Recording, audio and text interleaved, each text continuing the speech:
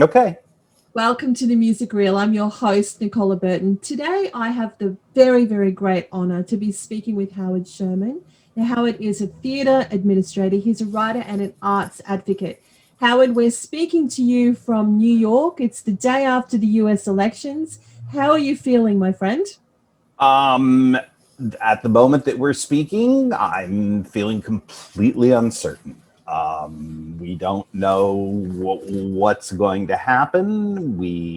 It's less of a repeat than 4 years ago than it is of the 2000 election when we waited for quite some time on the state of Florida and the decision about the voting ballots there. So I don't think anyone knows, and being in a state of uncertainty for days, or if it turns into weeks, is a very unsettling place to be, especially coming on top of the fact that, like much of the world, we've been unsettled since March.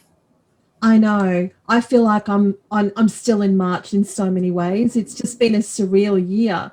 Now, normally in November, I'm in New York. I actually work there between for 2 months of the year. And so for me, it's so weird not to be there. And when I'm there, my primary objective is to see as many Broadway shows as I can, right? Go to tickets in the afternoon in Times Square, get whatever shows you can, right? Sure. Now, so what? Broadway is supposed to not come back until what, the midway through next year. So Well, what they've currently said nothing prior to May 30th or 31st, whatever, wow. whenever Okay. May ends. Well, look, Dates, days, time, it's all become a great because we're still confusion. in March, Howard. Well, look, because you're the man, you understand theatre. I mean, you're the US columnist for the stage newspaper in London, right? You write for the American Theatre magazine. So you're the man I want to ask about this. What's New York like, especially the economy, without Broadway? Well, I mean, I have to say that New York is quiet.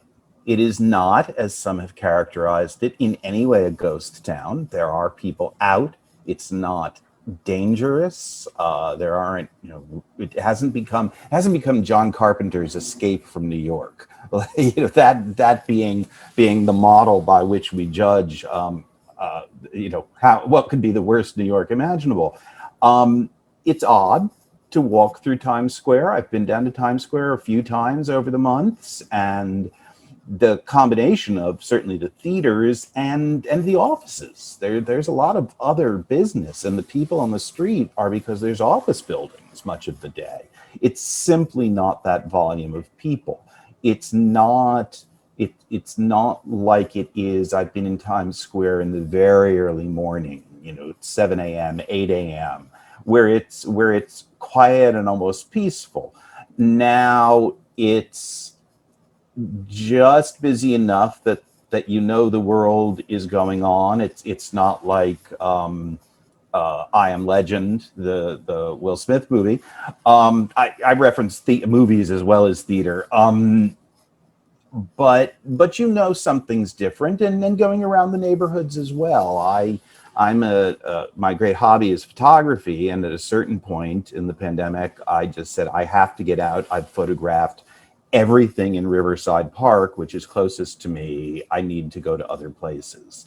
I've been on the subway. I've been in other neighborhoods. It's not, and if you look at the numbers after what was a truly terrifying March, April, early May in New York, given the level of infection, we're now one of the lowest rates of infection in the country.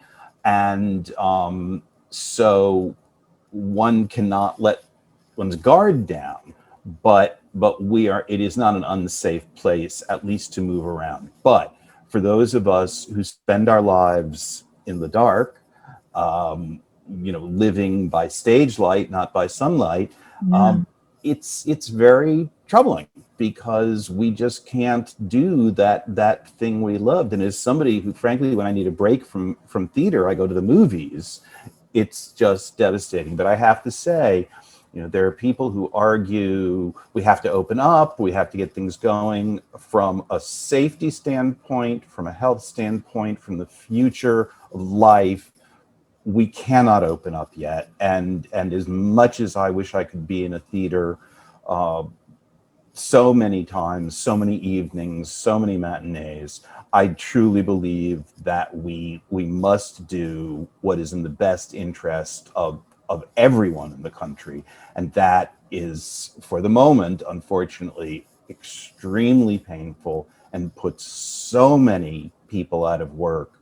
But until there is an extremely reliable course of treatment, or a widely used and effective vaccine, we are stuck, and that's unfortunate. But enterprising theater people have been creating theater outdoors.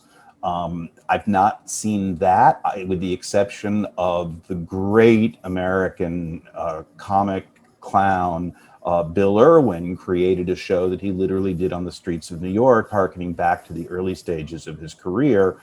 Bill did 12 performances of this little 10-minute piece. I saw 6 of them because it was just, it was a way for me to find joy, both in someone creating the act of theater, and frankly, that particular performer, who I think is one of our great geniuses. That actually sounds like it would work so well in that city. I can almost see that. My question for you is, Howard, we were talking about the economy. How are the arts workers, like the actors, the musicians, the crew, the costume designers, people in tech that are normally working, 8 shows a week? How are they surviving financially over there? Did your government give them assistance?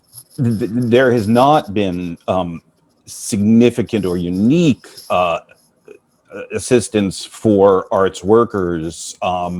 There was $75 million additional dollars allocated to the National Endowment for the Arts back in the late spring, which was distributed through institutions. And to be honest, I don't know how much of that money actually reached artists and people who work on shows. It may have reached the people within the institutions and sustained some staffs. But that's a drop in the bucket when we look at the more than $1 billion allocated by the UK government for the arts. There are people who are unionized. There may have been some union funds. There are great charities like the Actors Fund and Broadway Cares, which have been doing as much as they can for people in the community, and they've been raising a lot of money in a lot of very creative and very entertaining ways that people anywhere can watch for free, even if they don't make a donation, but they should. But you're looking at we're not alone in it, because this is true of all of the performing arts, both live and for a time recorded.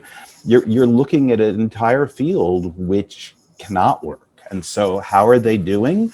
After 7 months, those without savings to use, which is not an ideal situation to begin with, certainly people are struggling. People are moving home. They're when their leases let up, they're going to where they can reduce expenses. Is there a flight from New York, for example, which is so heavy in the creative community? Certainly there are reports of people moving out of New York, but I don't think the people in the arts community have the means to do that of their own accord, which is why I say maybe the younger folks are moving home. People my age don't have that option. We have to go on where we are, unless we make the decision that we truly can't manage it.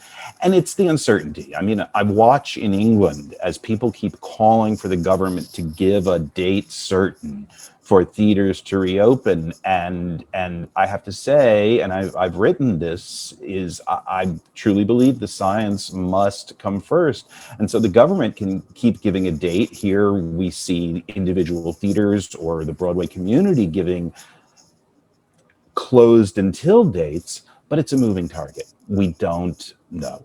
It is. And that's hard. It's so hard because, especially, I mean, in Australia, we've got this thing called JobKeeper, where the government's been paying this like universal basic income, if you like, since March. But it's not sustainable, and they're starting to taper it off. And I wonder about the supply chains because it takes so much to put on a Broadway show, doesn't it? How do you make sure that when you reopen in March or even August next year, that those people are still actually in the city and are able to do their job? What are your thoughts on the future of Broadway? I mean, not just Broadway, West End, Sydney. What do you think? Not-for-profit institutional theaters. I mean, you're talking about the very top of the industry. I also worry very much because I come out of a regional theater background. That's really, really where I was, I like to say, raised and educated in theater, was in those companies. What do I see? It's all interlinked. You can't talk about theater as if it's an island or the live performing arts, because it's all interlinked. It all comes back to, when will it be safe for people to gather and sit shoulder to shoulder for several hours at a time? When will it be safe for people on stage? When will it be safe for people backstage? And it all comes back to the same thing, whether you're talking about theater, whether you're talking about education. It's when does the science and the medicine, the health community make it safe? That's where we have to look. Anything else we discuss is reliant upon that. And so I can't hazard a guess. I don't think anybody who says they know can hazard a guess. If a vaccine even were to come out in the next month or two that seemed to provide protection, it will be months before it's widespread enough. And what it comes down to for theater, you ask about New York, you ask about major urban centers, it's going to be, when is it safe is number one. When do people feel safe is number two. And in the major urban centers, in Broadway, the West End, it's going to be about, when are people feeling safe enough to travel again? Because so much is reliant in those places on tourists, not just people who can drive there or take public transit there. Shows cannot be sustained solely on the population that exists within a very small radius of those locations. So there's no knowing. And living in uncertainty, as you pointed out, I'm speaking the day after the election, it's just more uncertainty, and more uncertainty breeds more anxiety, and it does not breed confidence and the ability to bring everything back to normal, because it's about restaurants, it's about hotels. All of these things are in the same boat. That's right. But I guess when you think about it, arts workers are used to a certain degree of uncertainty, aren't they? Because we don't have a 9 to 5 job. So we're already being able to cope in a world like that. So if anyone can get themselves out of it, we can. Well, we can, but yes, there are countless arts workers who are in the gig economy. They've been part of the gig economy before anybody was calling it the gig economy. However, the difference between normal and now is that while people were constantly looking for their next job, there was the possibility of their next job. Right now, the possibilities are very limited. Some television series have resumed. Some motion picture activity is resumed after people being in a bubble. And to be perfectly honest, I see a lot of American performers who are suddenly posting from Australia and New Zealand because they've got a TV gig or a Netflix gig, and they get there and they have to quarantine for 2 weeks. But at least they're getting some work, but they have to go halfway around the world in order to get it. And that's, I don't think, going to prove sustainable in the long run, especially because it's very hard to replicate being in an American city, in a foreign city, and certainly some of our stories are very specifically set in America. It sure is interesting. We never thought you can't see the opera house. You can't see the Sydney Opera House in the background. It's like the Jackie Chan movie, Rumble in the Bronx, where you saw snow-capped mountains in the background. I assure you there are no snow-capped mountains in the background of the Bronx. Definitely not. Well, look, let's talk about your book. So, Sure. Day's begun. Now, Our Town is a very popular play in America. This is Thornton Wilder. It's Thornton Wilder. Can you tell me a little bit about this book? What's at the core of it? Why you wrote it? And I guess it's coming out in January, isn't it, next year? Yes, it is. Yeah, and then how people can actually buy it. So a little bit about the book. I think it would be great for people to understand the relevance of Our Town. Well, I will start at the end, which is that the book is already available for pre-order, and people can go on Amazon Australia, or they can go directly to Bloomsbury Publishing and order it, and they'd get it right on top. I'll say that again at the end. But what is the book about? I mean, Our Town is this remarkable American play, and it is one in the US. It's certainly one of the most produced plays since 1938. I mean, it's never gone out of favor, and it is also done internationally all the time. I mean, it's not that you see major commercial productions constantly, but it is done in institutional theaters. It's done in colleges, in schools. It has a huge life. Why did I write it? You gave me all the questions all at once. Why did I choose to write about this play? In large part because it is this incredibly important play in the history of American theater and remains one of the most produced plays. And I discovered no one had ever done a book focused specifically on Our Town. Now, that's not to say that there are countless books about this play or that play, but it seemed to me it was worthy of that focus. There are many books about Thornton Wilder, who was an extraordinary man of letters in the United States, a Pulitzer Prize-winning novelist and a Pulitzer Prize-winning playwright. The man had 3 Pulitzer Prizes. That's an extraordinary literary achievement. And so, but he has been written about. You can find many biographies, the real gold standard being one by Penelope Niven that came out in about 2013, if I remember accurately. So we know the history of the man who wrote this play. He wrote The Matchmaker, which most people know better as the musical Hello, Dolly. He wrote The Skin of Our Teeth. I mean, these are his best known works for the stage because they're his full length works for the stage. His other stage work is primarily one acts.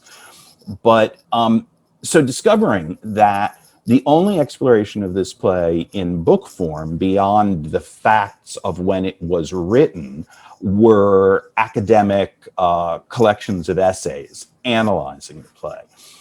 I'd never written a book before. The scale of doing a book was daunting, but when a commissioning editor at Methuen asked me if I'd ever thought about writing a book, I said yes, I've thought about it, and then I had to come up with an idea. So when I spoke with the Wilder office and said, "Am I wrong? But is there no book about Our Town?" They said, "No, there's not." So that was sort of the part of the reason. I find it a deeply moving play. I've found it much more moving as I've aged. I saw it for the first time in my 20s, and I thought, well, that's interesting. And then when I saw it in my late 40s, it reduced me to a puddle of tears in multiple productions. So there's something about this play that's funny. There's a line in the play, we all know something's eternal. And I think it's turned out that we can't say that 83 years is eternal, but I think it's a pretty good shot at immortality when it comes to literature. I doubted my ability to write a book and decided to define what I was writing about very clearly. I did not want to spend my time in a library. So I didn't want to spend time reading about every old production of our town because they are legion and it would take me years. And also because I've not been a researcher, and that's a very particular skill. So the first thing I did was to decide that I wanted to propose a book that was about this play in the 21st century, really in the past 19 years at this point. And that what I wanted to do was talk to people who had done the play. Directors and actors delve into work in a very deep and intense way. And even authors will tell you, not that Thornton Wilder is here to tell us anything anymore except with what he's left us, but authors will tell you that in production, there are things found in their work that they didn't even know was there.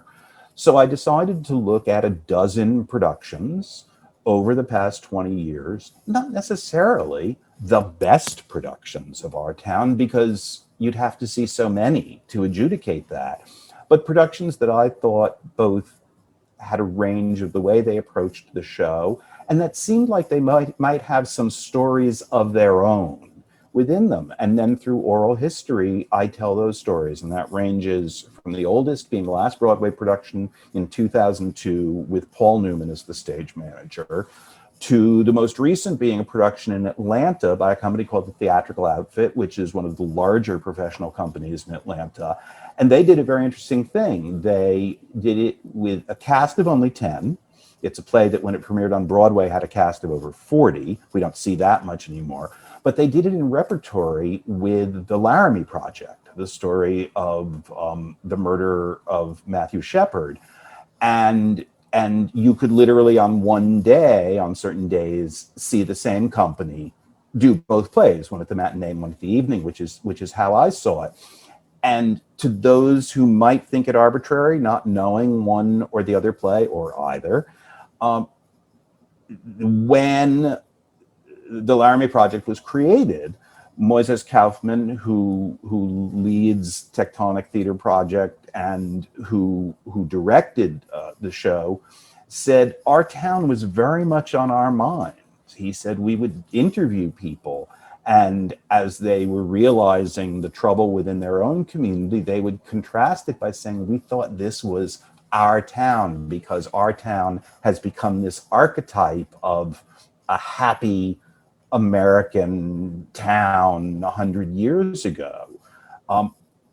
It was so important, the parallels, that the description of the way the stage is set at the top of Act 3 in the Laramie Project is identical to the way Thornton Wilder said the stage should be set at the top of Act 3 in our town. There's no missing the parallels. It's not meant to be secret.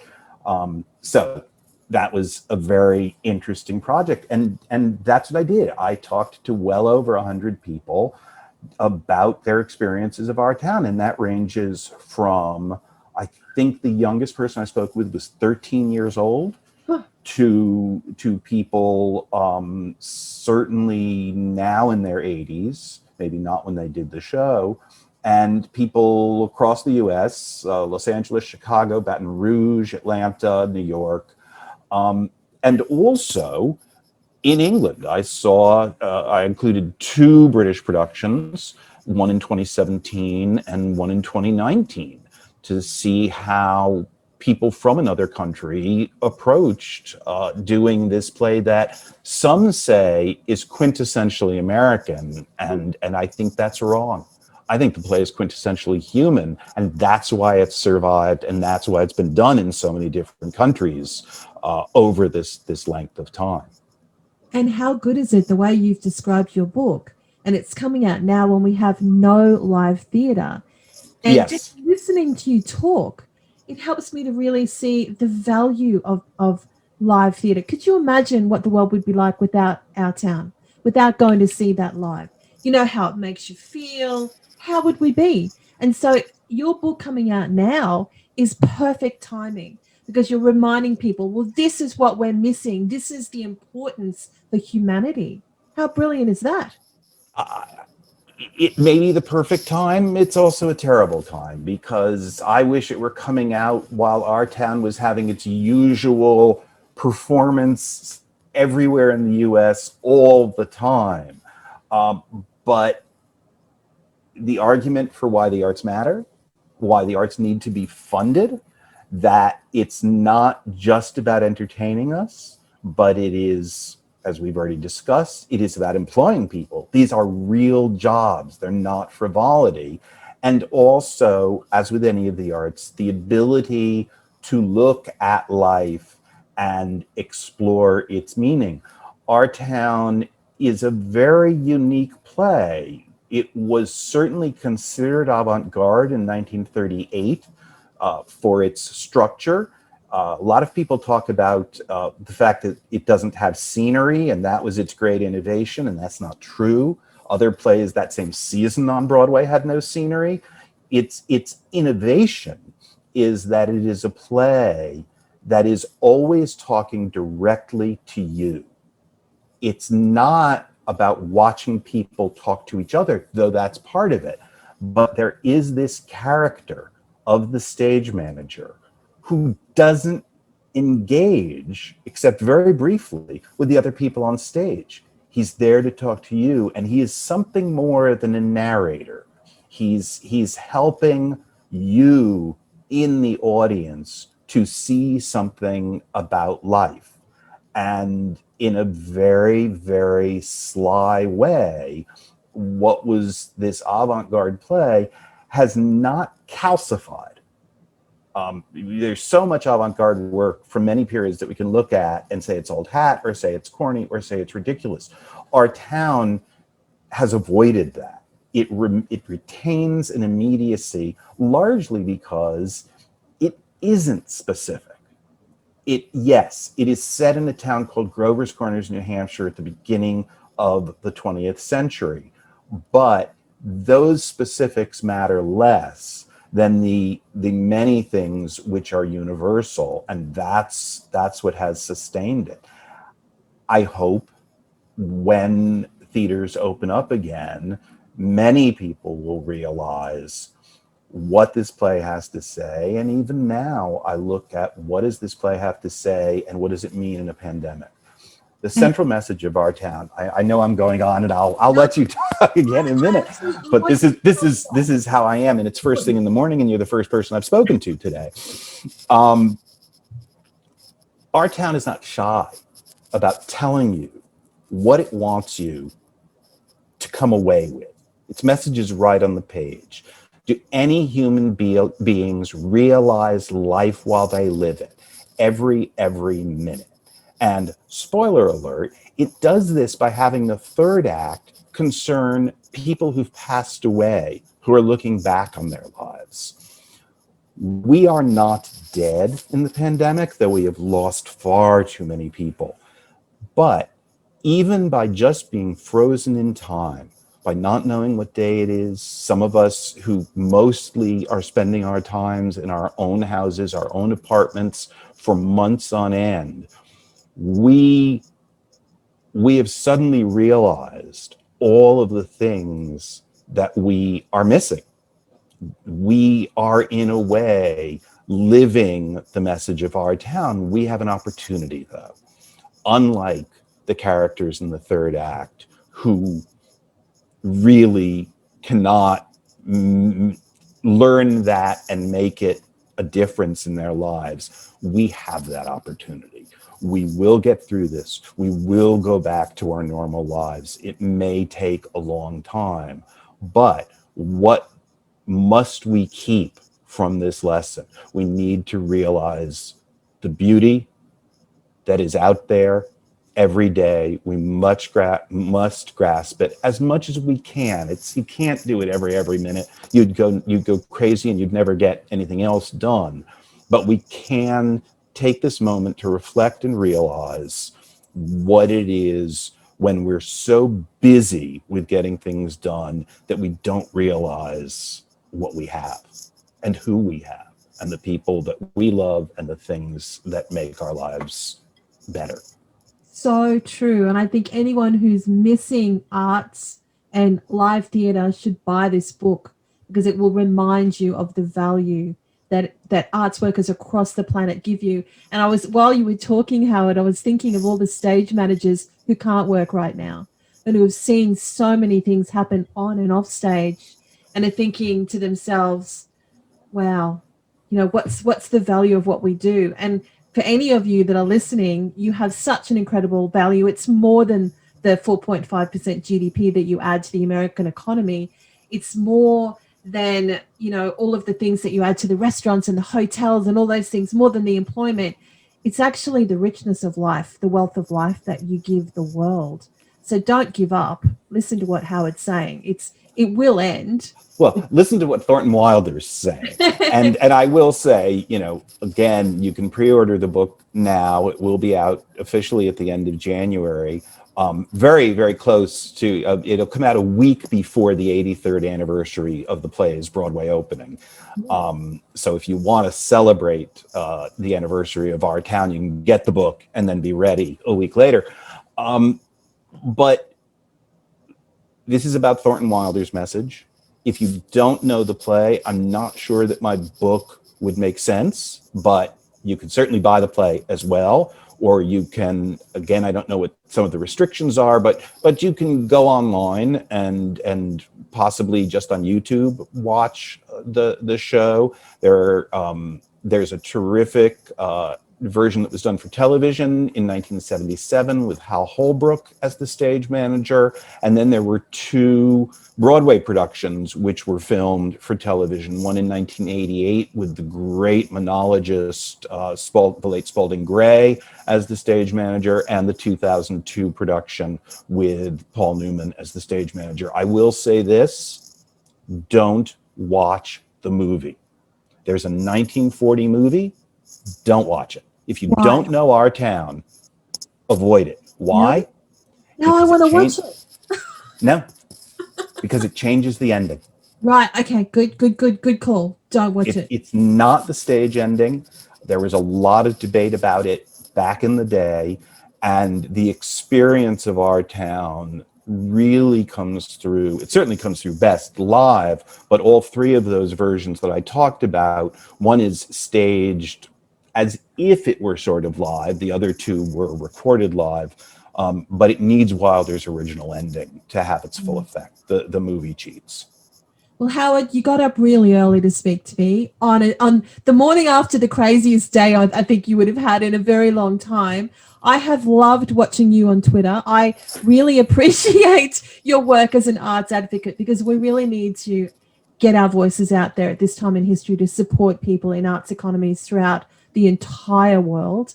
So it was just a pleasure to speak to you, to hear about your book, to hear about your thoughts on all of this. I have thoroughly enjoyed it. Thank you so much. Well, thank you. And if I can just briefly say, since you're very kind about my Twitter, if people want to find me on Twitter, I'm H.E. Sherman. Just all run together, no dots or dashes, H.E. Sherman. And, it's Twitter that sort of brought me to you because I had written, I was sort of just an outpouring of expression about why the arts matter. And it did go around the world. I mean, it was extraordinary. You never know what's going to happen when you send a tweet. And to send this series of tweets, some of which were in all caps because I felt I was shouting, it's something like 7,000 retweets and about 24,000 likes. Yeah. You don't plan for that. I mean, I have 20,000 Twitter followers. It's a nice number, but I'm no Lin-Manuel Miranda. I'm no celebrity. It struck a chord. And I think we can all continue to strike a chord, and we have to keep it up. And it's hard. It can be upsetting what's going on. It can be difficult emotionally. It is certainly difficult for many economically. But we've got to support each other in those things, and I hoped my message might reach some people. I'm glad it found meaning for other people, for many more people than I ever anticipated. And That don't was stop. You've great. got to keep getting your voice out there, Howard. It's so important because there's so many people out there that you don't realize you might make someone's day. They might be so down about this. They might read a couple of words, even if it's in capitals, and they might think, okay, I'm not alone. That's why it's so important to get your voice out there. For all the things that social media have created problems with, I think there are ways to use social media to unite us and to support us and to make sure people don't feel alone. And I am not locked down alone. My spouse is with me all the time. And that's great. There are some people who don't have that. And so we all have to put out in the world what we can, just as we're seeing artists, theater artists, who are used to live audiences, find ways to use various media to continue to express themselves. And that is the great joy. I can only talk about what's going on in my head, but until I wrote this book, you can't say I've been a creator, I've been an administrator. I've been somebody who tries to facilitate the work of artists. That's why I'm in this business, and that's what I love, and that's what I fully expect I will be spectating at and enjoying and appreciating and admiring in the future. And if I can just say, we talked a lot about the book, but we said the title only briefly. If you do want to look for the book, the title again is Another Day's Begun, Thornton Wilder's Our Town in the 21st Century. Yeah, it's brilliant. And Howard Sherman, thank you so much for adding your voice to this conversation, and don't stop. Thank you, Nikki.